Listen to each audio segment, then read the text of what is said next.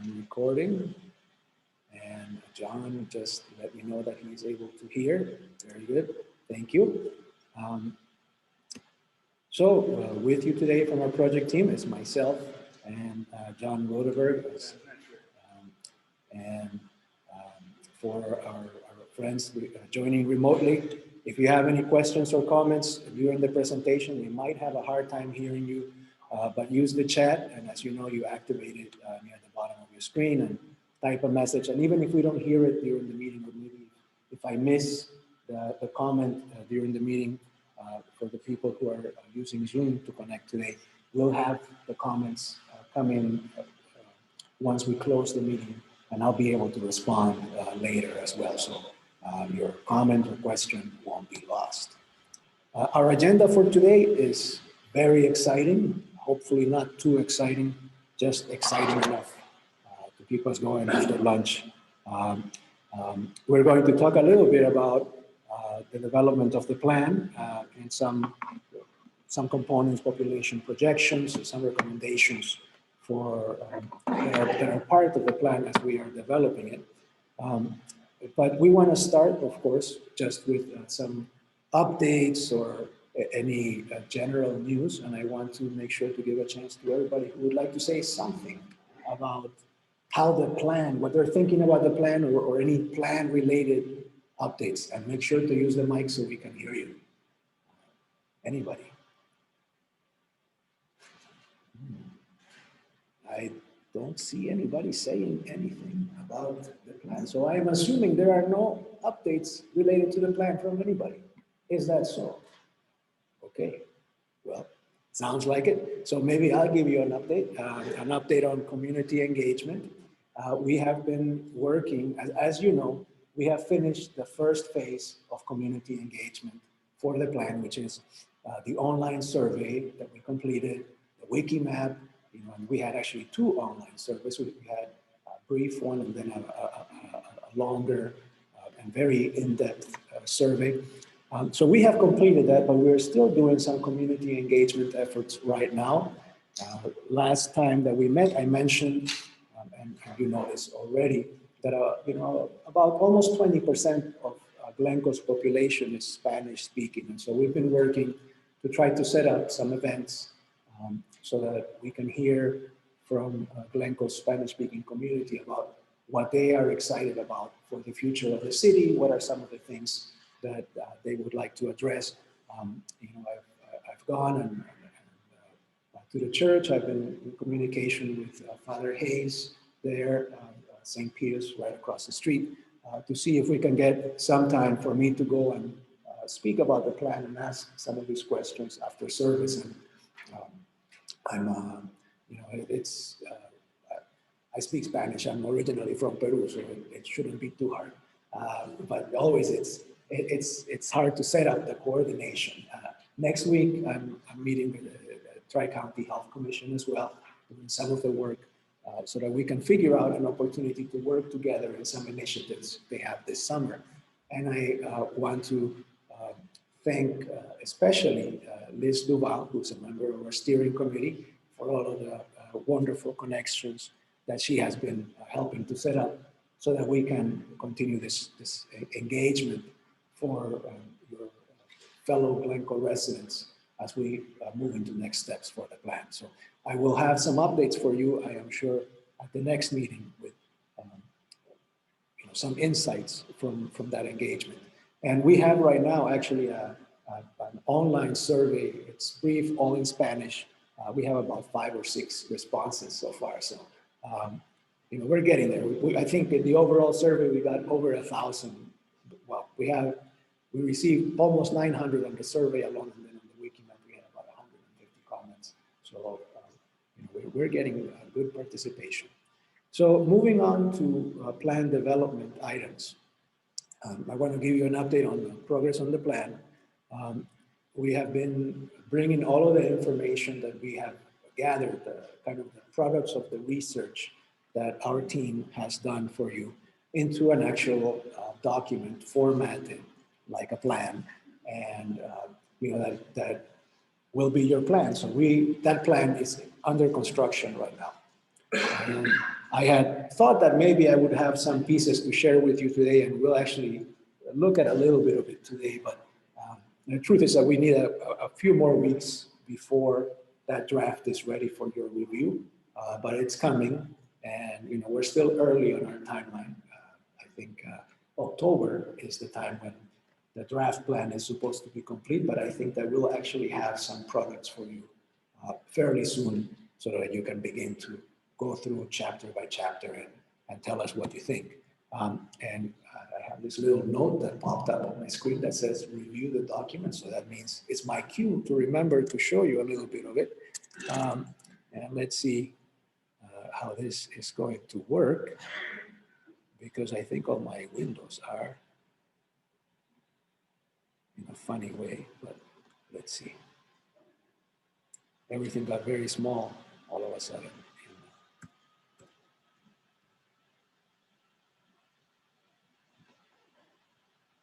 All right, so just one quick second.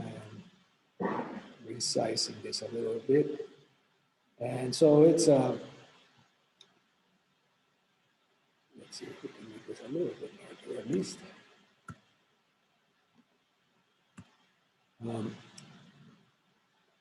So the plan is under development right now. And we are trying to just assemble it with view to the final product, of course.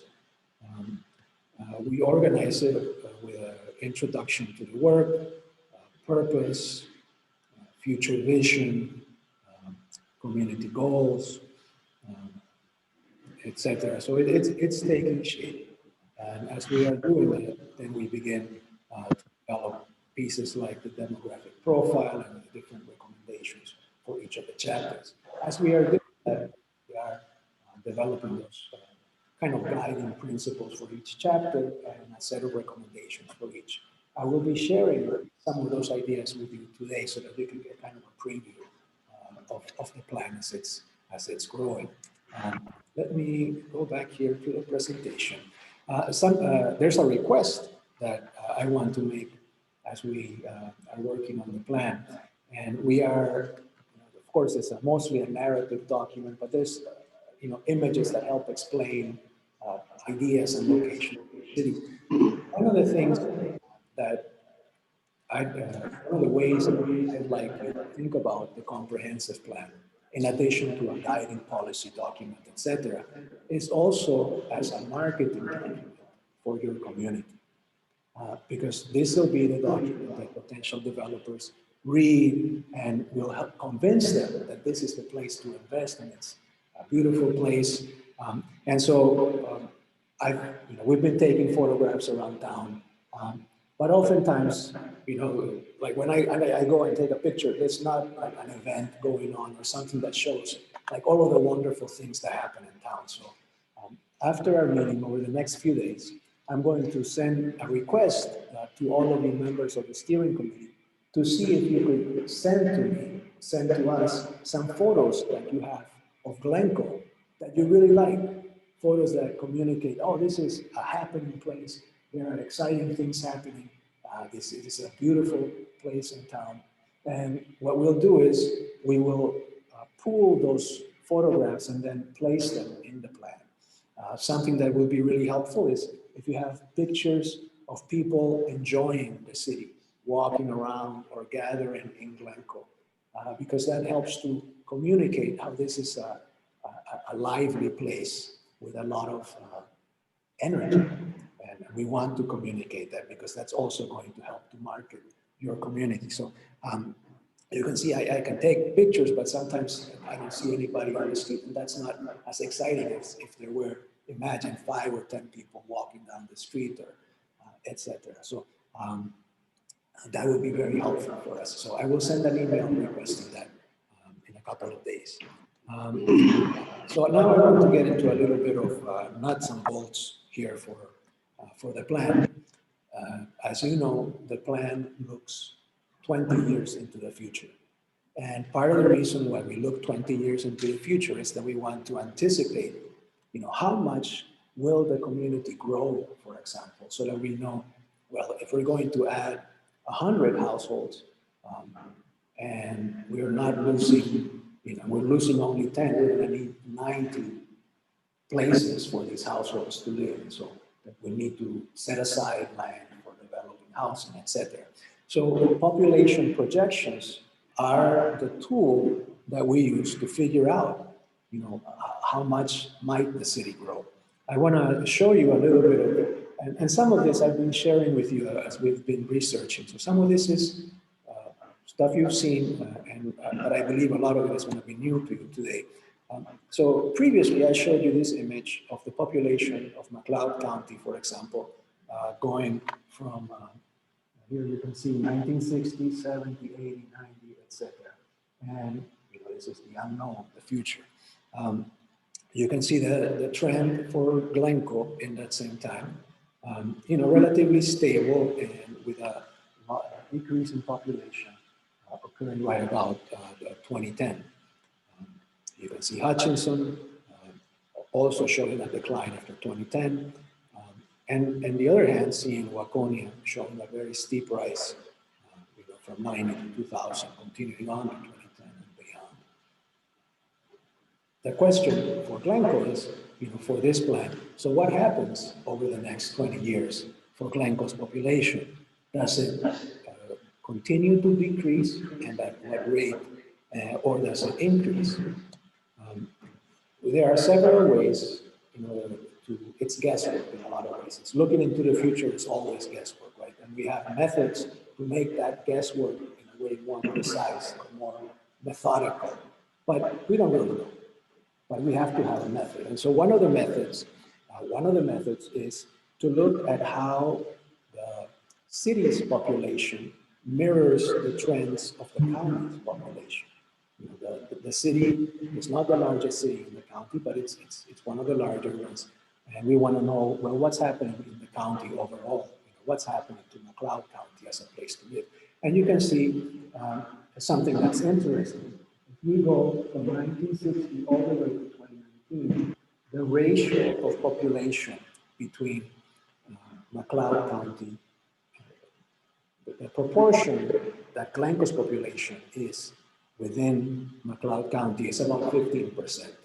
And it's been pretty steady, for a few decades. So if we look into the future, we can say, well, maybe it'll stay at 15%. Over the next 10 years, it'll still be 15%, and maybe 20 years out, it'll still be 15% of McLeod County's population. That is helpful to us because there is a department within the Minnesota government called the Minnesota State Demographer's Office. And what they do is they look at population trends, they look at census data, they look at different changes that are happening locally within the state, within regions, and they project what they think is going to happen. And they use very rigorous methods, a very methodical and rigorous approach to extrapolate and in a way to make educated guesses about the future. This is what something that I'm to bring your attention to this axis right here. So 2019 is our president, 2050.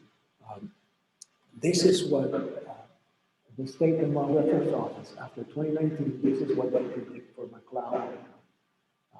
So they predict a pretty steady decrease in population for McLeod County.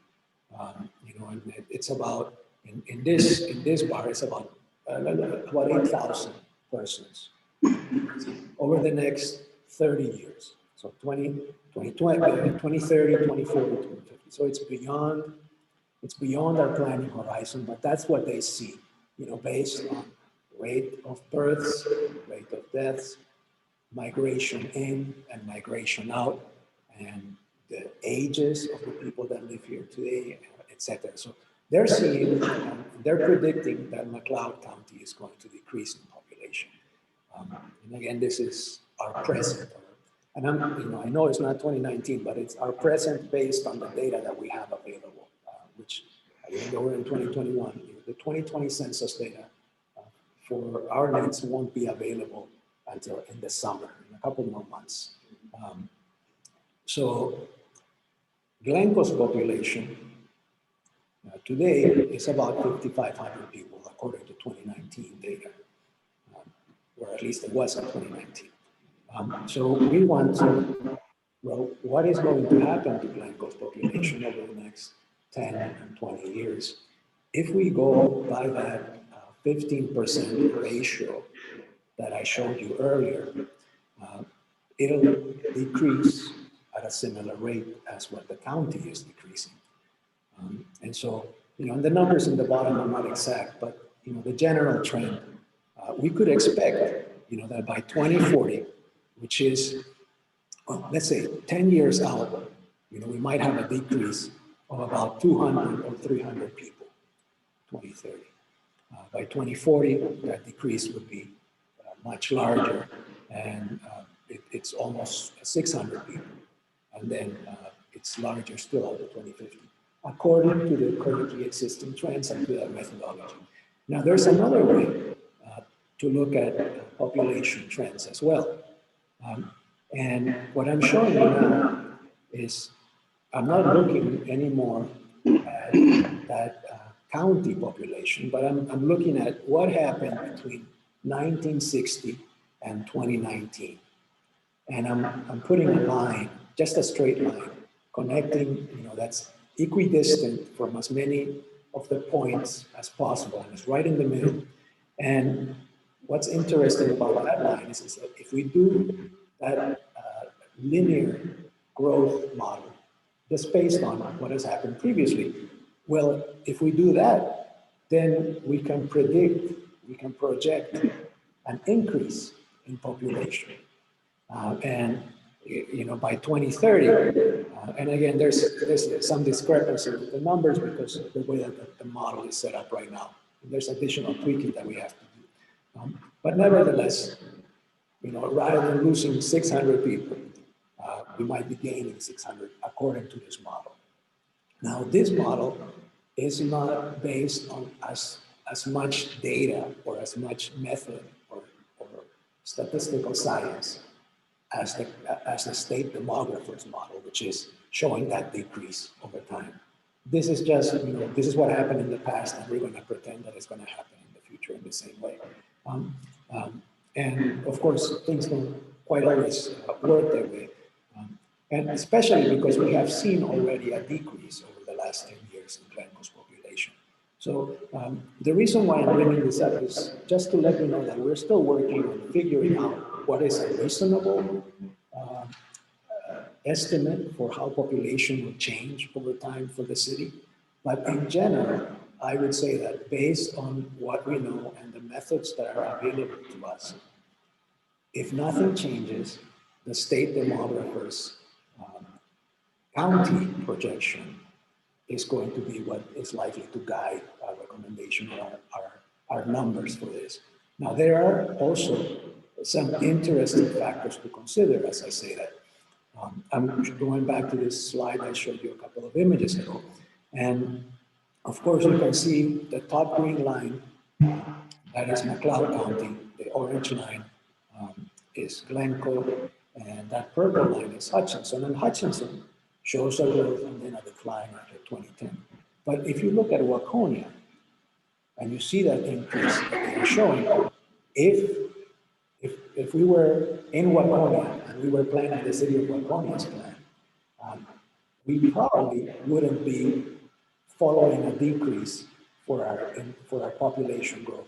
We wouldn't be following the decrease that the county shows, because there is evidence that Waconia has something else going on that is increasing population. So all of that, I bring you all of that to say that there are things that the county's model, that the state demographer's model does not take into account. And just because it gives us a number, do not feel like that is necessarily the future. The beauty of doing something like a comprehensive plan is that it's an action that we as a community can take that can actually shift what happens in the future. We're talking about Highway 212, for example, and how might that connection to the Twin Cities with a 4-lane road, a complete and uninterrupted 4-lane road. How could that make Glencoe a more attractive place to live? Would that bring people from living in the cities? They're already working remotely anyway. Maybe they want to come to a place where housing is a little bit less expensive and where they have this small town atmosphere that everybody in Glencoe has been telling us about in the survey and so on. So, that's one potential change. There's another potential change, and this has to do, it's actually, it's in the plan that we're writing for you, and we're developing these ideas. But it's something that we are seeing in a lot of other communities, thinking about small towns or smaller towns that can offer, that atmosphere, that family-friendly atmosphere, and that have enough services and that have enough connection to a metro. That it's not 4 hours to get to the Twin Cities. It's 1 hour to get to the Twin Cities. So if somebody wants to go, to the play or the theater or the museum, they can go there if they want, but they live here. And so that's a trend that is being noticed nationwide, the rise of remote work. How would that affect Glencoe's fortunes? And, would the trend continue to decrease in population? Will it stabilize? Will it grow slightly? A lot of it is hard to really know ahead of time. We are going to be working with a couple scenarios so that we are able to provide some plans that are realistic, but also are optimistic as well. Because part of the purpose of the plan is to develop actions that the city can take towards becoming a place that attracts people to the city, for families to move in. Now, and just to point out again, I like to go back and reference, that excellent community engagement experience we've had with you and all of the comments that people provided. So this question on the screen, what do you think is going to be a catalyst for the city's growth and development? And, from the 900 people that responded to this question, downtown, investing and growing the downtown, solidifying the downtown. So that's the wisdom of the Glencoe crowd, saying invest in downtown, make it more compelling. And this ties right in with what we're finding from these other assessments of the future belongs to small towns. We can provide that a focused experience with enough convenience and service for people to live there, but also they're close enough to a larger destination. And this mirrors what John Petters, who was our guest a couple of meetings ago, also said about downtowns and the catalyst role. Now to follow up, and we're talking a little bit today about population and population projections. Something that is really important, and we have been talking about it a little bit with you today and from a couple of meetings ago, but it's important for us to continue to explore this. It's an important component of your population growth, and now we're focusing in on Glencoe overall, and we're, again, look at the years, 60, 70, 90, 2019, highest population to 6,000.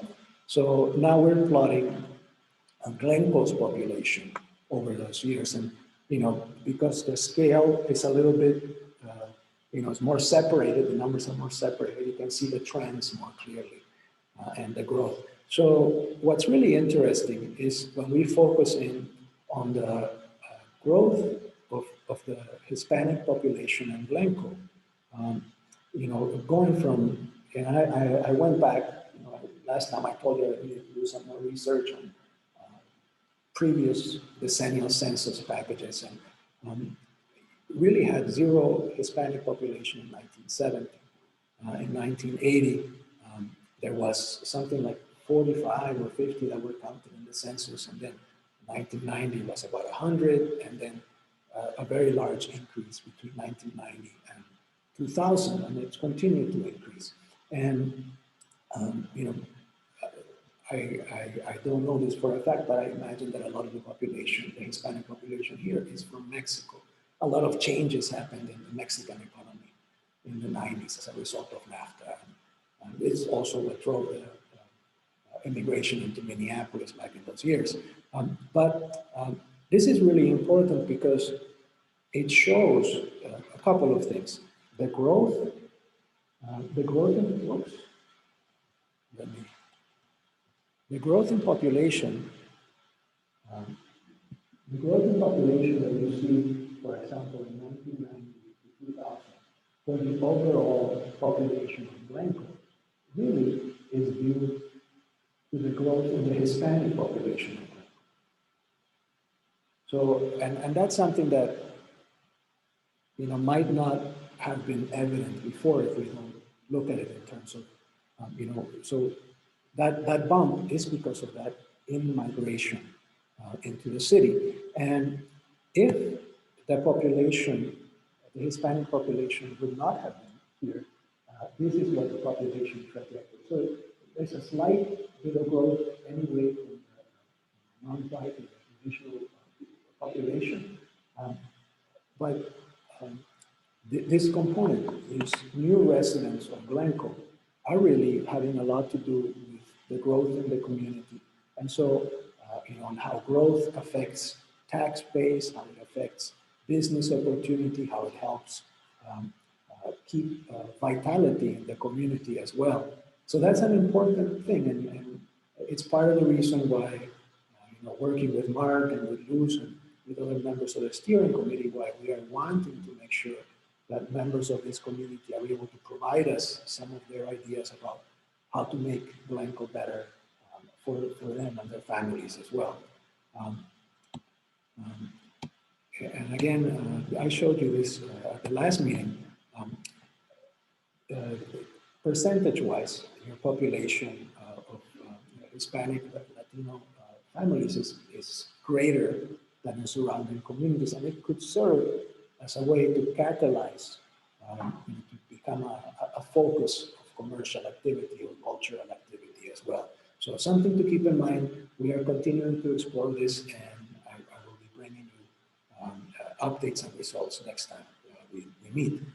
You know, part of what could happen is this idea of the business incubators, you know, working with the community that's here today and figuring out how to help catalyze economic activity, residential investment, you know, development as well. The immigrant community has access to resources that they could invest here locally in Glencoe as well. Now, moving on to, this is a kind of a summary as well.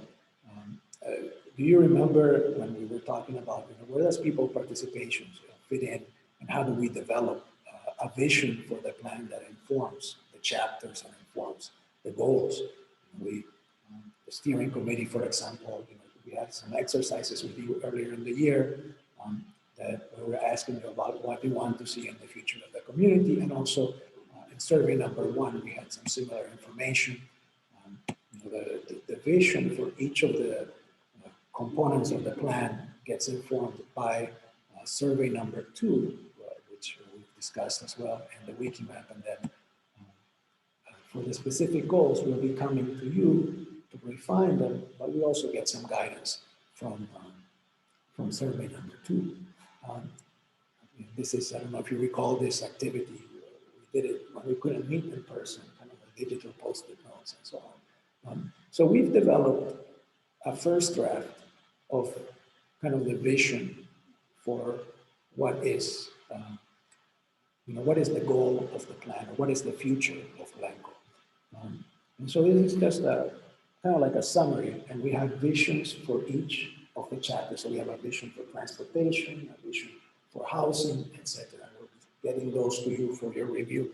But I wanted to just, you know, bring this up and see what you think of it. Is this, you know, for the overall vision of the future of Glencoe, is this something that you think is reasonable? Is it, you know, not exactly right? Uh, After our meeting, I will send you kind of a brief survey that you can fill out, kind of with your responses, or if you would prefer to write your own vision, and then we'll ask you to send that back. But just now that we're all together and we can chat, um, maybe let's do something. Let's take just 3 or 4 minutes around the table and maybe talk with your neighbor about, do you think this is kind of a good guiding statement for the plan? What do you think should be changed? What should be added? What are some things that should be in this overall guiding document?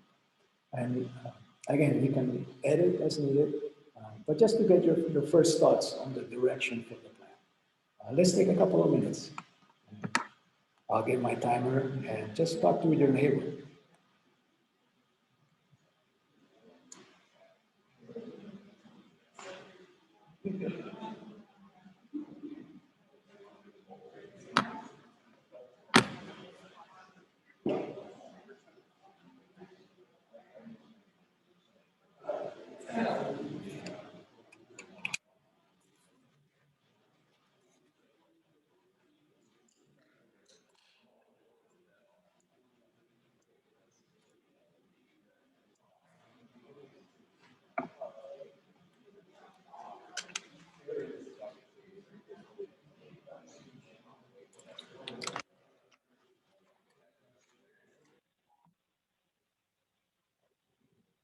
We're thinking about the future of the community. So 10 years from now, 20 years from now, this would describe what Glencoe is like.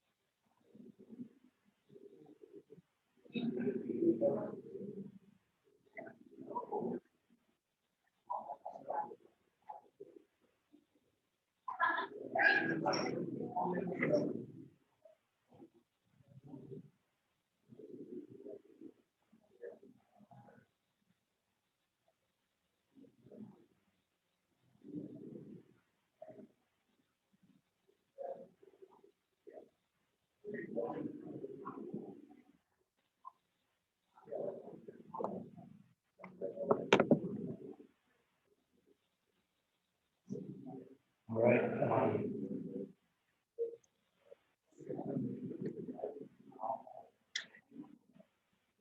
So is everybody ready to share some thoughts about what you think about the vision?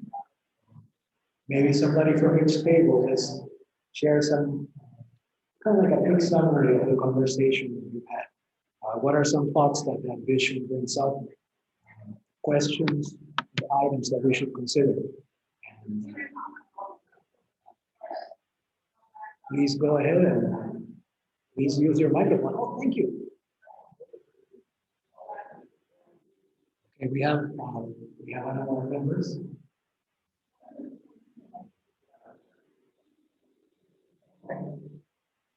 One of the things that we have to see that is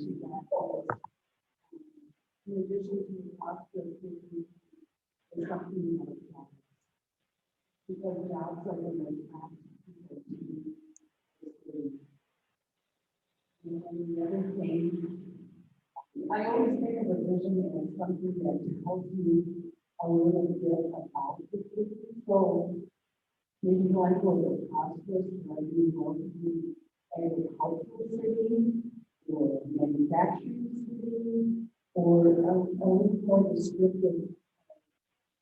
So people really understand the Thank you. That's very helpful. Anybody else? Next table. Next table, we need a spokesperson. Could be anywhere, don't be shy. What do you think needs to be added, Mayor Ross?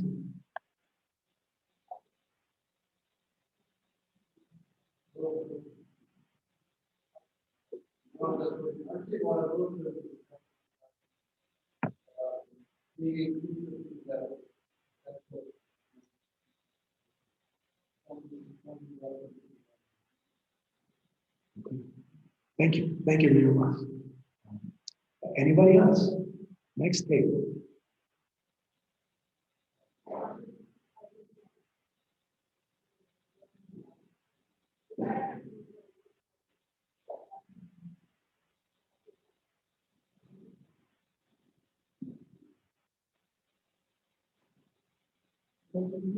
Yes.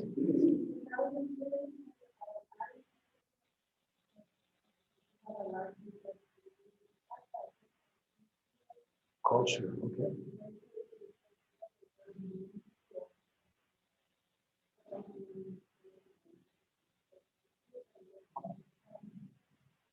Thank you.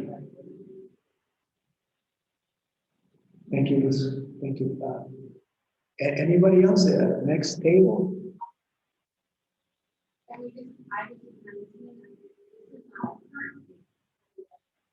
Yes.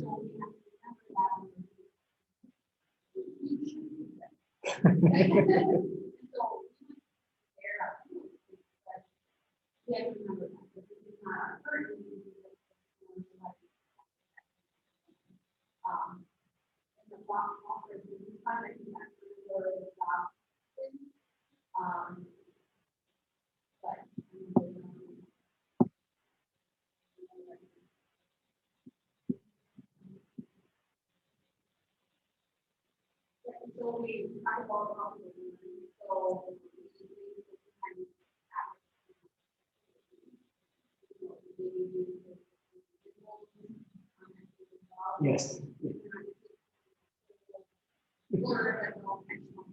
Wow. Wonderful. Thank you. Thanks for the comment. Anybody else? There's two tables that haven't gone. Is that true? Yes. Anybody? You guys no comments? I mean, that's okay. No. Okay. All right. Any comments? Yeah. Thank you. Thank you. And you know what we'll do is I'll make these additions from the comments that you provided today. I'll send it out again and I'll ask you, like a quick little survey that you can type in, maybe what your vision would be. And then we'll use that for the document itself. So, and then we'll have, when you receive the document for your review, there will be this vision overall, but there also will be a vision for each of the policy areas, housing, transportation, etc.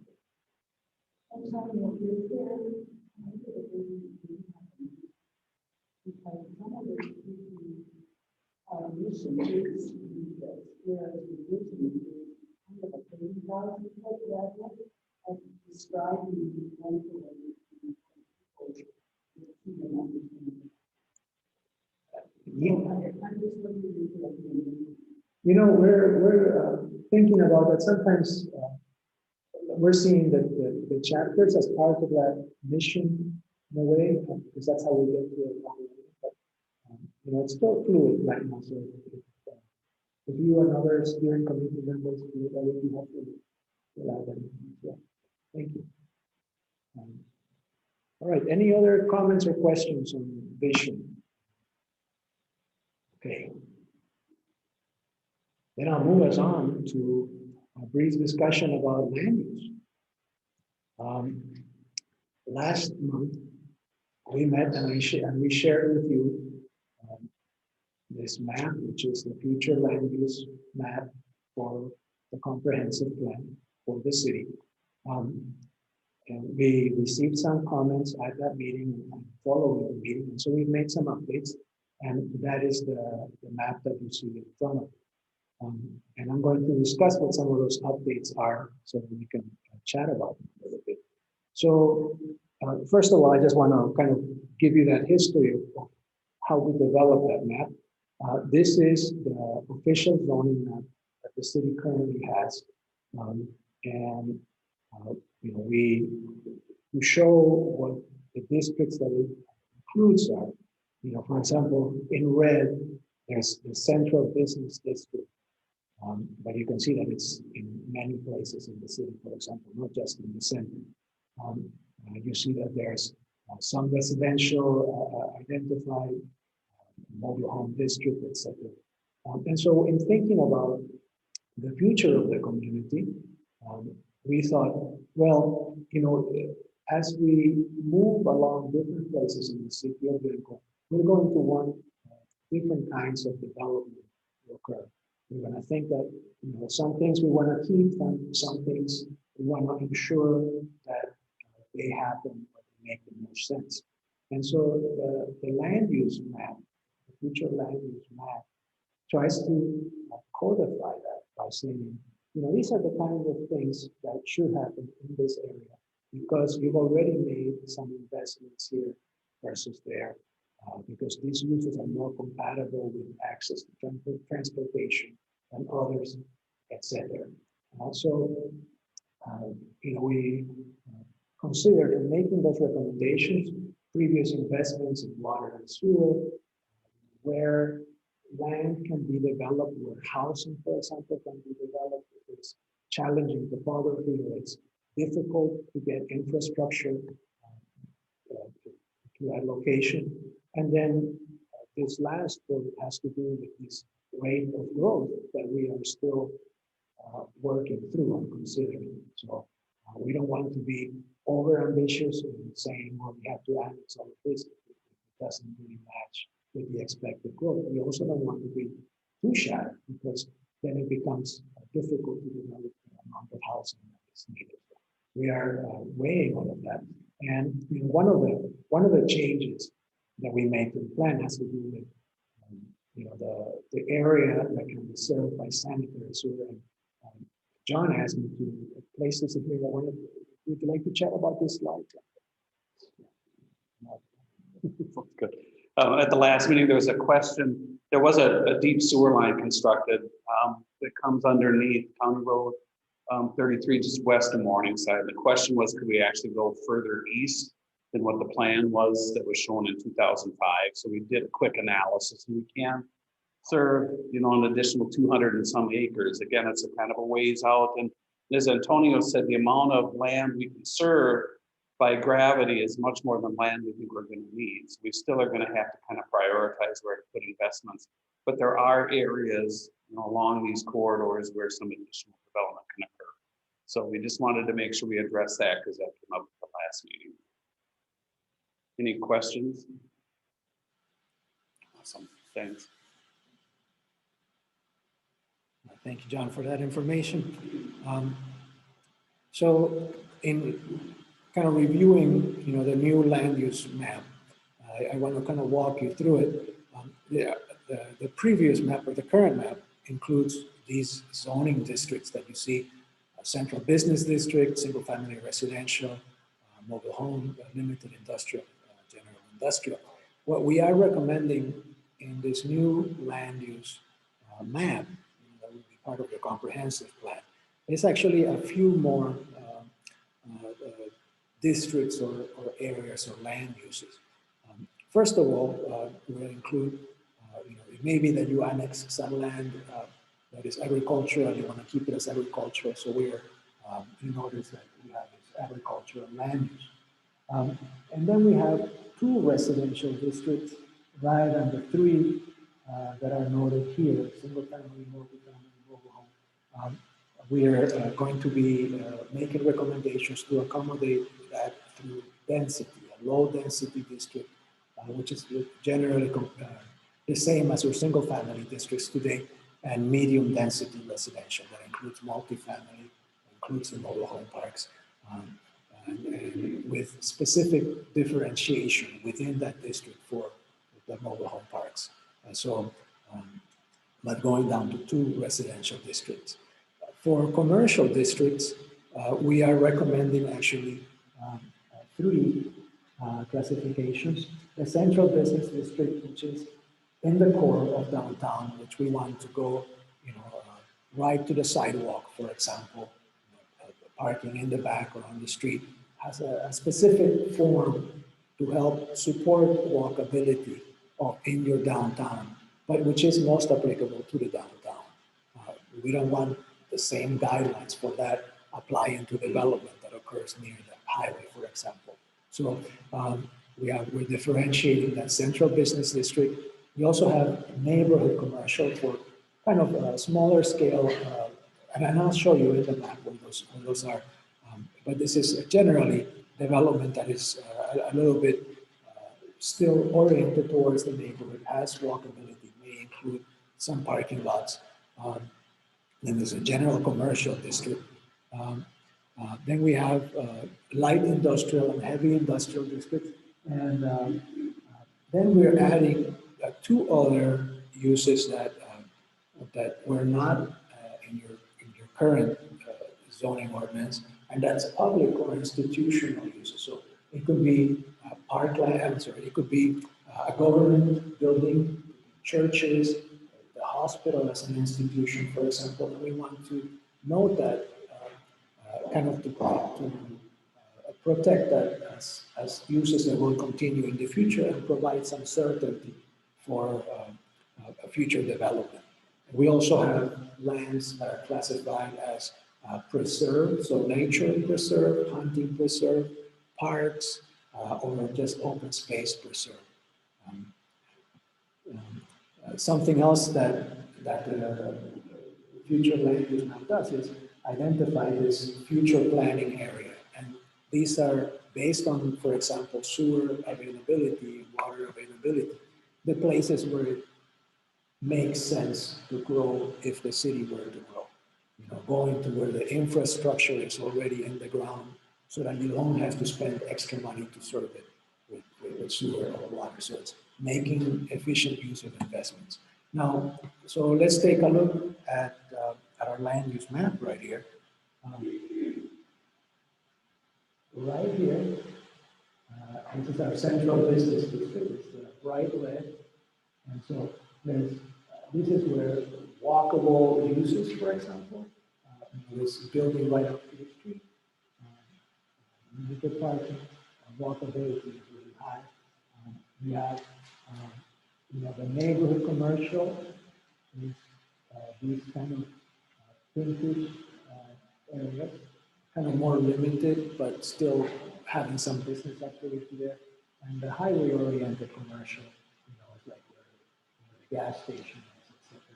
Much larger uses with very large parking lots that are serving people in the community, but also from other communities that are coming by.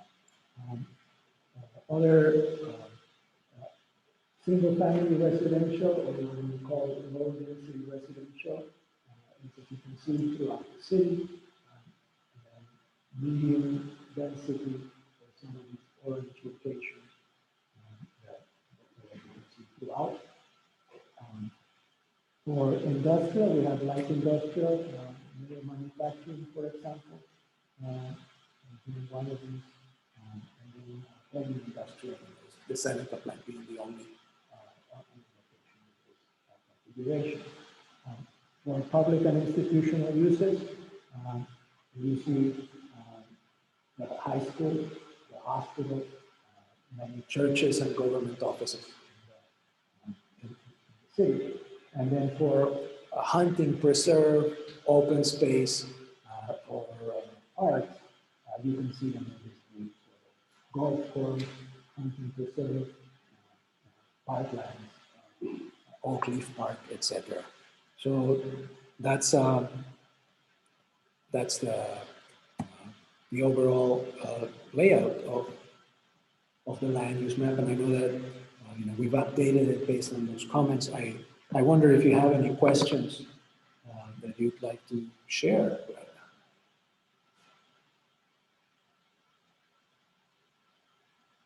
Anybody?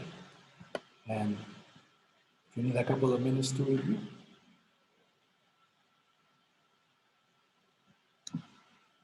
And so what on the bottom, right above what we did, where the exercise, what is that?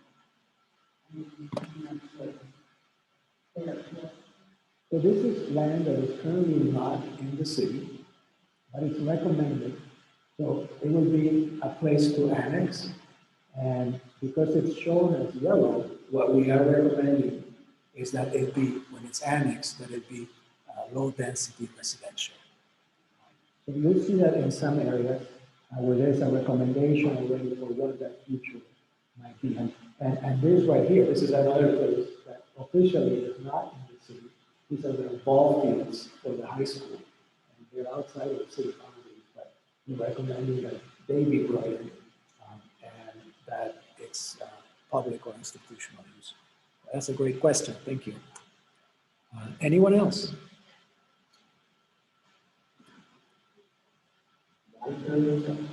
Yes, sir.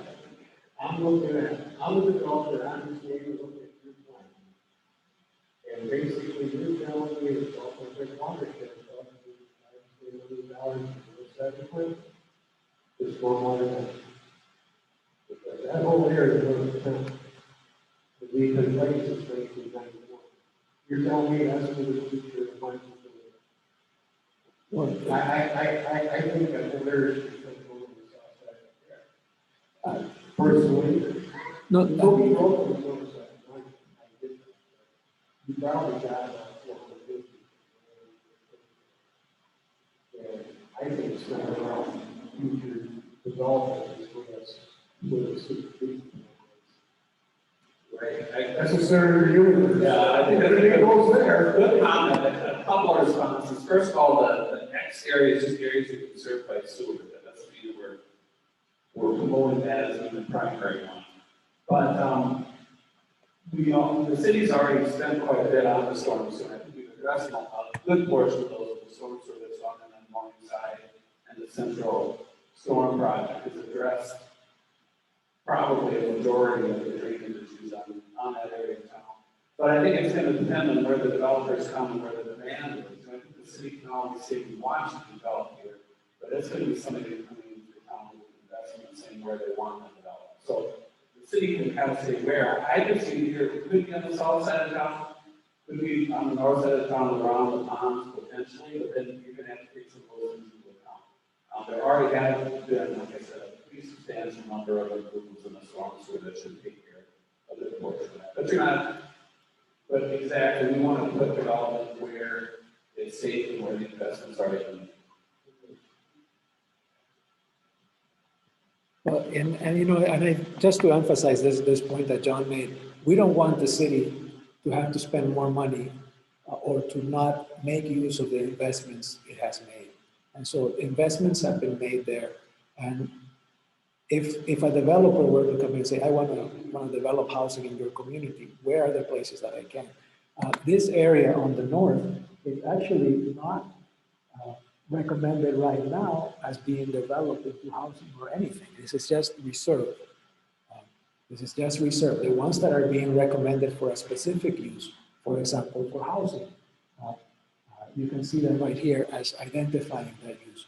We wanted, however, to show to this, as part of this document, where that investment has been made already. And I understand that the investments up there were made probably 20 years ago or so, when there were, you know, other trends and growth that were kind of indicating that would happen.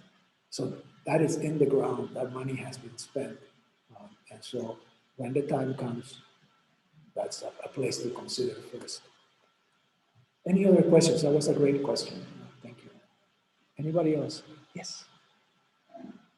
Okay, I know probably nothing, but, so I'm sorry.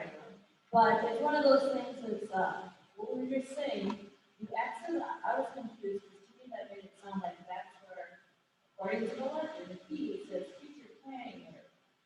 And then, so like for somebody who doesn't know stuff, like I was like, oh, we're gonna be developing all on the north side, not a lot on the south. And then you said, well, now that area is not gonna be recommended for future housing.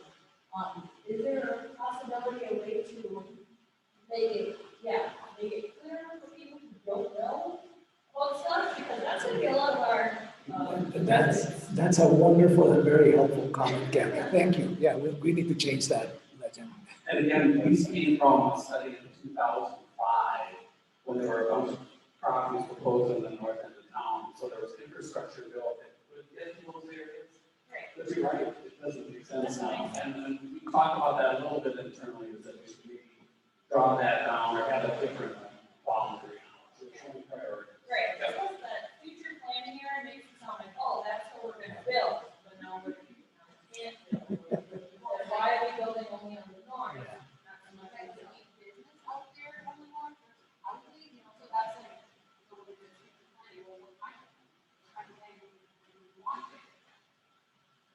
That's super helpful. So you have helped us see something that we didn't see with clarity. So thank you for looking at that. Yes, Leonard. So I'm just thinking we should, we're building area on the east side, hatched area for future planning that would likely not be residential, industrial, commercial, something other than residential. In fact, we're talking about the area right now.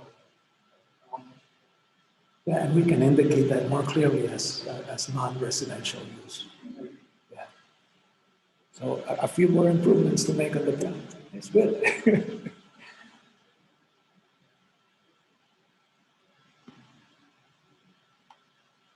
Any other comments before we move on to the next topic? We have about 20 minutes left in our meeting today. Anybody else? Okay. So I'll share next updates then. Here's just a broad overview of housing, some of the issues and opportunities we're considering. So of course, single family homes are a key priority for housing development for the plan. That's something that, at different income ranges, start their homes. That's a key part of the recommendations that we're making. But we're also making recommendations for example, housing rehabilitation. That's coming through very well and very clearly through the survey as well. People are saying, yes, we need more housing, but we also need programs to help people to maintain and upgrade their homes, mobile homes, etc. So we have recommendations for that are part of that housing chapter for the plan. We're also discussing and recommending consideration of new types of housing for the community, additional configurations for townhomes, for example, for courtyard homes. We're also recommending housing in the downtown, especially after our conversation with the developer a couple of months ago, John Peters, bringing some of that experience and that kind of build some of that synergy with the activity levels and the type of vitality we want to see in the downtown. So that'll be, so there's recommendations for that in the plan. Another set of recommendations has to do with something called accessory housing. And I don't know how many of you are familiar with the term. I thought this might be a good opportunity to give an introduction to it. Accessory housing sometimes is called granny flats. Anybody heard of that term? A couple of people, okay. So what it is basically being able to build another separate residence within your own parcel where you as an owner are living. So it's an owner-occupied parcel. You can build, for example, this happens in many communities on garages. So you have a garage where you park your car. And then on top of that garage, because in Minneapolis, for example, they're detached, right?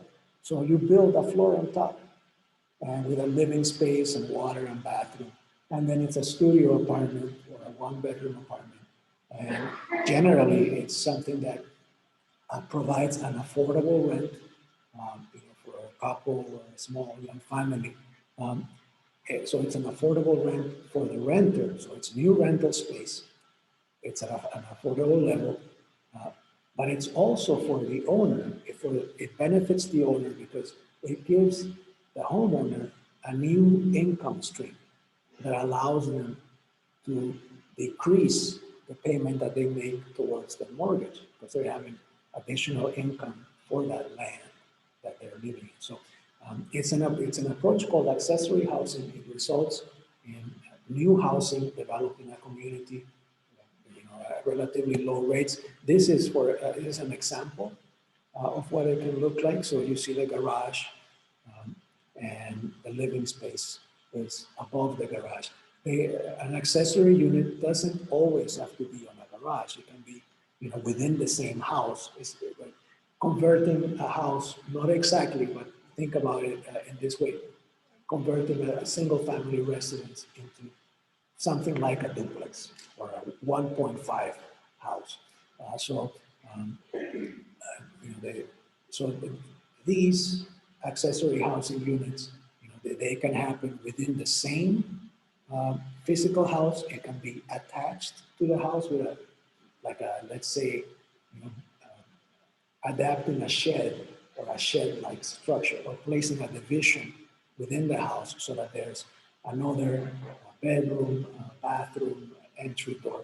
And they're called granny flats because oftentimes people have thought about, when parents age, they, as a family, you want to be together with your parents, but also to have a space that's private for them. But they're very common as a rental situation. So the homeowner, it allows people at lower incomes to be able to become homeowners because they have that additional revenue stream, and it also provides additional rental housing. So we're providing some recommendations for that in your plan because we think that may be helpful for addressing the situation about additional housing for young people, for young couples, and supporting the companies that are here now, the businesses that are needing to add new employees. Talking about, any questions on that? Just general housing ideas. Any questions or comments? For economic development, these are the directions that we are going to be following. First of all, realizing that you have, of course, significant economic activity already. We have industry that is strong and that is, positioned for growth, whether manufacturing, Seneca, etc. You have great assets for economic development, through, of course, Highway 212 and that connection that offers, but of course the railroad, and it's direct line to markets throughout the country and the world, really. So a manufacturer that has access to rail line like they would here in Glencoe is well positioned. So how do we think about advertising those assets or communicating those assets that the community has in place to be able to raise the profile of Glencoe as a place for somebody to locate their manufacturing business and access to employees, etc. When we ask people in the survey what kind of jobs should be in Glencoe, a lot of people, of course, retail and service are very high up, but also manufacturing, assembly, warehousing, and startup businesses were very, also prominent. So we're thinking, we asked a follow-up question: how important is it for the city to kind of support startup of local entrepreneurs? So this would be people who are in business already and want to grow their business, or people who are not in business but want to start a business. One of the ideas, one of the directions that we're including in this chapter is the idea of economic gardening.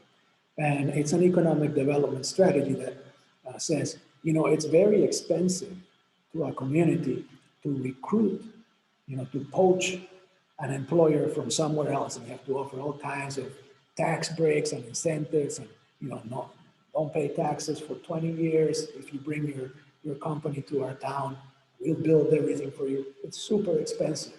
And what sometimes happens is that cities do that. You say, well, you You won't pay taxes for 20 years, but then you'll start paying in year 21. They leave after the 20th year sometimes. And it doesn't really bring that much benefit to a community. It can be very expensive. Economic gardening is different. It's the idea that you work with the people and the institutions and the businesses that are in your community today, and you help them grow by sometimes connecting them with resources that the city can provide more easily, but it's a much less expensive proposition. And they are already invested in the community because they live here already, they already have built their business here. It's the same thing with people who want to start a business because they are from the community. You're not asking them to move their employees or their family from somewhere else. They live here today. So we have a set of recommendations that we're developing for that, and it's an important component of our work, and I think one that will recirculate money in the community and lead towards prosperity. This is also a great way to involve your immigrant community. To support, it's very difficult to start a business. If you've lived in the United States your whole life and speak perfect English, it's a maze to go through, and it's difficult to get the resources, and it's just, all of the permits, etc. And now imagine if you are coming from a different country with a different culture, don't have excellent command of the language. So there are organizations within the state of Minnesota who are doing this work for communities of immigrants, from Latin America, from Africa, from Asia, and are starting businesses that have grown to be very successful. And at our last meeting, I told you about this Mercado Central business, and I actually had worked with some of the members of it 20 years ago, 15 years ago. One of the businesses at that Mercado Central was La Tortillería La Perla, tortilla making, which is a very interesting, it's relatively compact. It's a machine, when they were set up, it's a big, long machine where they get all the ingredients, they mix them up, and it doesn't take a lot of space, but, and then you're making tortillas. And, they sell them right here at La Zacatecana. And I mean, I've seen them in a lot of markets everywhere, but but after our meeting, I went, and I said, oh yeah, they got them here. So, it's interesting, and you also can be the host of those kind of stories here in Glencoe. So, talking about economic development and business, I know this is on everybody's radar screen. Internet service, access to broadband. It's going to be one of those key elements. I know you're working on it now, Mayor and the rest of the city staff. If we want people to move to Glencoe to do their work, to work remotely, they're going to need rock solid broadband access. So it's wonderful that that's moving already. Another key activity, another key recommendation for the plan has to do with identifying and advertising opportunity sites within the community. So city-owned properties that we want to advertise and figuring a way and having a recurring way of placing all of this information out so that people can know, hey, there's some land that I can buy and develop, and it looks like the city is guiding this to be residential, and that's just what I do. Developing little kind of marketing information about publicly owned land and privately owned land, and having that, for example, prominently on the city's website, having brief summaries of each that can be sent to the different real estate and economic development websites at the state, that exist in the state and in adjoining states. So, because we want that land to develop and those jobs to come in. Another key component of economic development is the downtown. So downtown, not only as something that attracts people to the city, but activity can happen downtown. And then when there's activity downtown, new people will be excited about investing there. We had the example from St. Joseph with this restaurant, and but thinking about those opportunities that can exist here and that also go towards, um, people wanting to have access to a greater range of eating establishments and services, etc., in the community. Any thoughts or questions on economic development, kind of like where we're headed with that?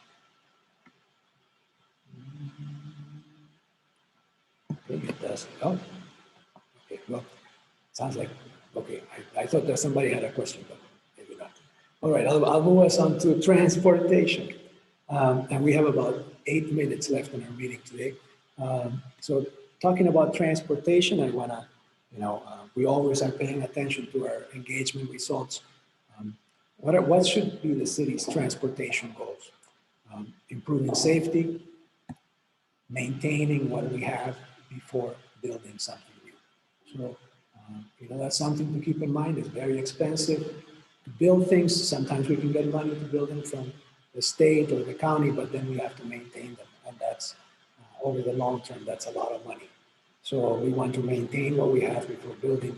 We want to make the city more walkable, pedestrian, and bicycle friendly.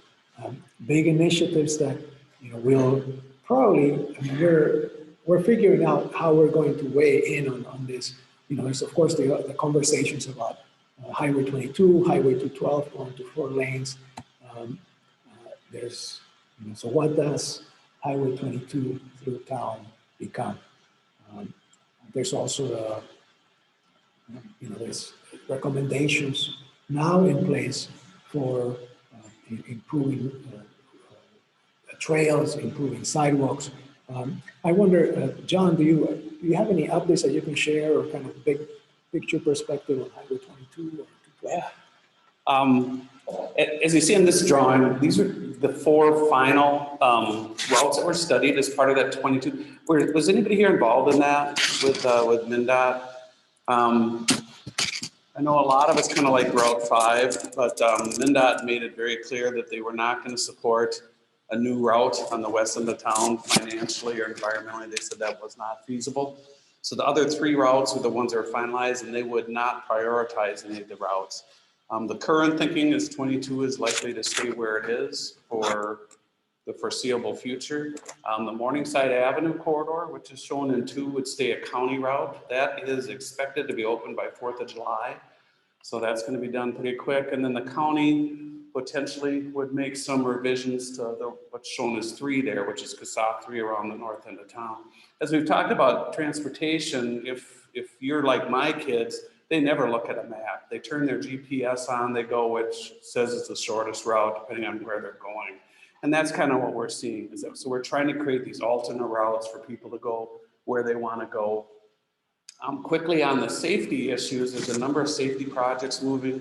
Next year, MnDOT's going to build those J-turns, which are not popular to a lot of people, but they are big safety improvements at County Road 1 east of town and at Chandler Avenue or Trunk Highway 22 in town. And then in 2024, they've got funding to build a roundabout at Morningside in 212. I do have a copy of a sketch plan I can show you. There's it's all being done kind of in the existing right-of-way where the road is now. So there's no, I think I've heard rumors that people are saying maybe property was going to be affected. There's no properties affected. It's all kind of within the existing right-of-way. So stop and talk to me. And otherwise, we may do a little more discussion in the future on this. We do have a number of other things moving, but a lot going on the transportation front. Any questions?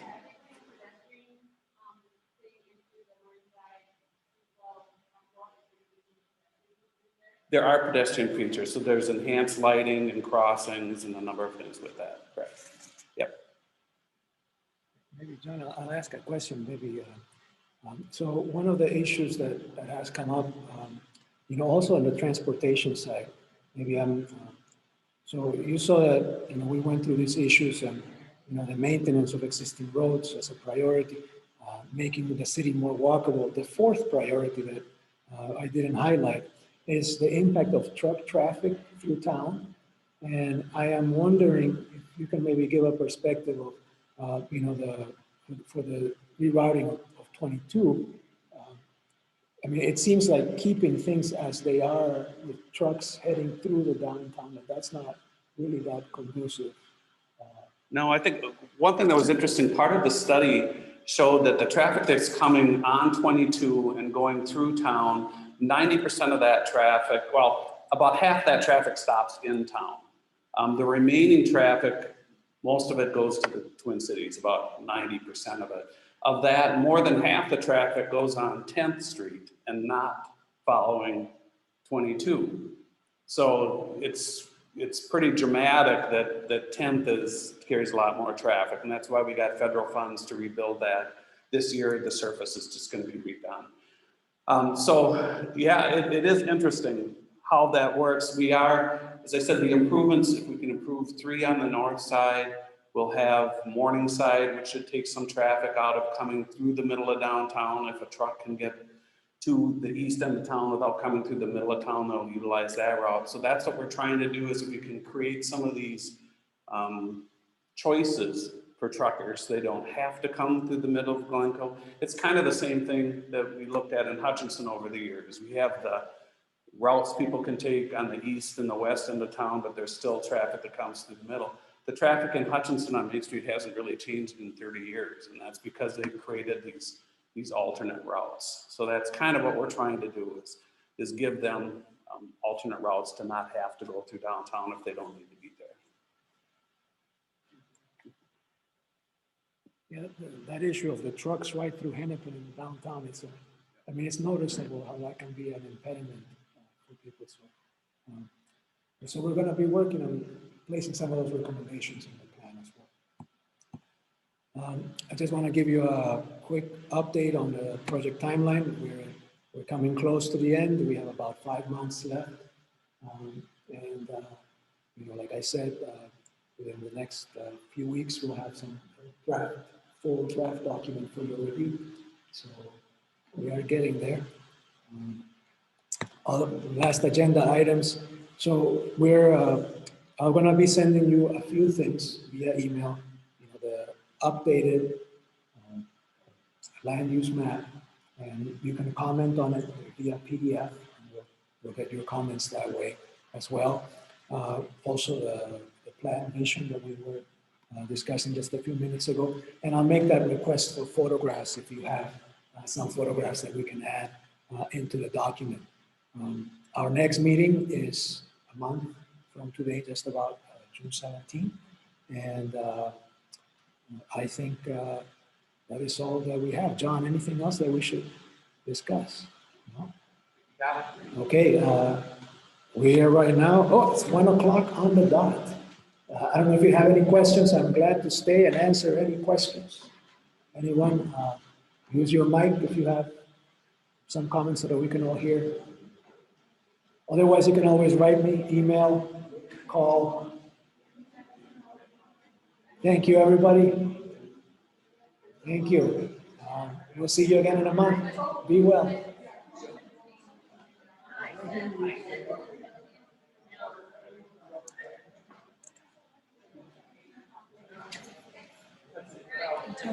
Yes.